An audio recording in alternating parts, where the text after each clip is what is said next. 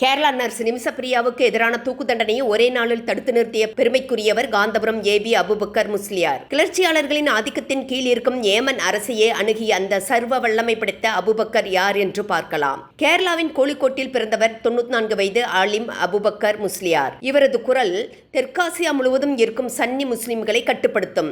அவரது முயற்சிகள் நிமிஷாவுக்கு புதிய வாழ்க்கைக்கான நம்பிக்கையை அளித்துள்ளன. 2017ஆம் ஆண்டு ஏமன் நாட்டைச் சேர்ந்த தொழில் கூட்டாளி மஹ்தியை கொடூரமாக கொன்ற குற்றச்சாட்டில் நிமிஷா மீது குற்றம் சாட்டப்பட்டது. இவர் மீதான குற்றச்சாட்டு நிரூபிக்கப்பட்டு ஏமன் தலைநகர் சனாவில் இருக்கும் சிறையில் 2017ஆம் ஆண்டு முதல் இருக்கிறார் நிமிஷா. இவருக்கு ஏமன் நீதிமன்றம் தூக்கு தண்டனை நிறைவேற்றியது. நேற்று, அதாவது ஜூலை 16ஆம் தேதி தூக்கிலிடுவதற்கான தேதி குறிப்பிடப்பட்டு இருந்தது. இந்த நிலையில் இவரது வழக்கு இந்திய உச்சநீதிமன்ற விசாரணைக்கு அவசரமாக வந்தது. பிளட் மணி கொடுப்பதன் மூலம் இவரை விடுவிக்கலாம் என்று உச்சநீதிமன்றம் ஆலோசனை வழங்கியது. ஆனால் ஏமன் நாட்டின் ஹவுதி கிளர்ச்சியாளர்களை எப்படி அணுகுவது என்று தெரியாமல் இருந்தது. அந்த சூழலில் தான் கிடைத்தவர் ஷேக் அபுபக்கர் அகமது என்கிற காந்தபுரம் ஏபி அபுபக்கர் முஸ்லியார். இஸ்லாமிய சரியா சட்டத்தில் சிறந்த வல்லுனர். இந்த பட்டம் அதிகாரப்பூர்வமாக அங்கீகரிக்கப்படாவிட்டாலும் மத பிரச்சனைகள் குறித்த அவரது அறிவு யாருடனும் ஒப்பிட முடியாது என்றே கூறப்படுகிறது.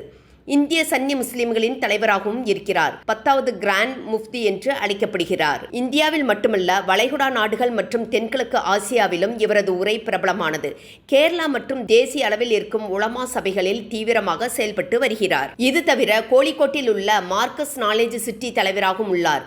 இது மருத்துவம் மற்றும் சட்டக்கல்லூரிகள் அடங்கிய கலாச்சார மையமாகும். இவர் இதற்கு முன்பு CAA சட்ட திருத்தத்தின் போது பிரபலமானார். உதாரணமாக 2019-20ஆம் ஆண்டில் குடியுரிமை திருத்த சட்டத்திற்கு எதிராக வீதிகளில் இறங்கிய பெண்களை கட்டுப்படுத்தினார். ஆனால் இவரோ CAA சட்ட திருத்தத்தை எதிர்த்து இருந்தார். நிமிஷா வழக்கு குறித்து பேட்டியளித்திருந்த இவர், நான் ஒரு மனிதனாக இந்த விஷயத்தில் தலையிட்டேன். பிளட் மணிக்காக நன்கொடை சேகரிக்கும் பொறுப்பை சாண்டி உம்மன் ஏற்றுக்கொண்டுள்ளார். இந்த விஷயத்தில் நான் தொடர்ந்து தலையிடுவேன். இது பற்றி பிரதமர் அலுவலகத்திற்கு தெரிவித்துள்ளேன். ஏமன் மக்களால் ஏற்றுக்கொள்ளக்கூடிய முஸ்லிம் அறிஞர்களை நான் தொடர்பு கொண்டுள்ளேன். அவர்கள்தான் அந்த நாட்டின் ஒட்டுமொத்த மக்களாலும் ஏற்றுக்கொள்ளப்பட்டவர்கள் என்று அபுபக்கர் தெரிவித்துள்ளார். இவரது பேச்சுவார்த்தைக்கு பின்னர் ஏமன் அரசு நிமிஷாவின் தூக்கு தண்டனையை நிறுத்தியது. அந்த நாட்டுடன் ஷேக் வசாபி பேசியுள்ளார். இவரிடம் நிமிஷாவின் தூக்கு தண்டனையை தள்ளி போடுமாறு காந்தபுரம் ஏபி அபுபக்கர் முஸ்லியார் கேட்டுக்கொண்டார். இதையடுத்தே ஏமன் நீதிமன்றம் தூக்கு தண்டனையை தள்ளி போடுவதற்கு உத்தரவு பிறப்பித்தது. அதிகாரப்பூர்வமாக தூதரக ரீதியாக ஏமன் அரசை சந்திக்கும் வாய்ப்பு மத்திய அரசு குறைவாகவே இருந்தது.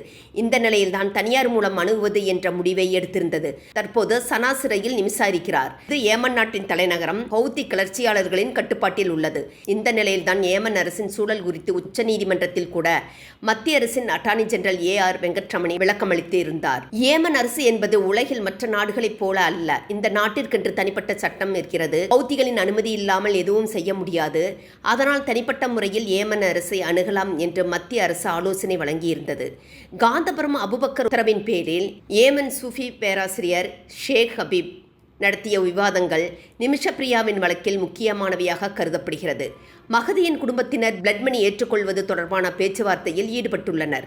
அவர்கள் பிளட் மணியை ஏற்றுக்கொண்டால் நிமிஷாவின் தூக்கு தண்டனை குறையும் அல்லது மன்னித்து விடுவிக்கப்படலாம். தற்போது 180 கோடி முஸ்லிம்களின் தலைவராக மீண்டும் உருவெடுத்துள்ளார் அபுபக்கர். நண்பர்களே, எங்களது யூடியூப் சேனலை சப்ஸ்கிரைப் செய்யவும், லைக் செய்யவும். நன்றி.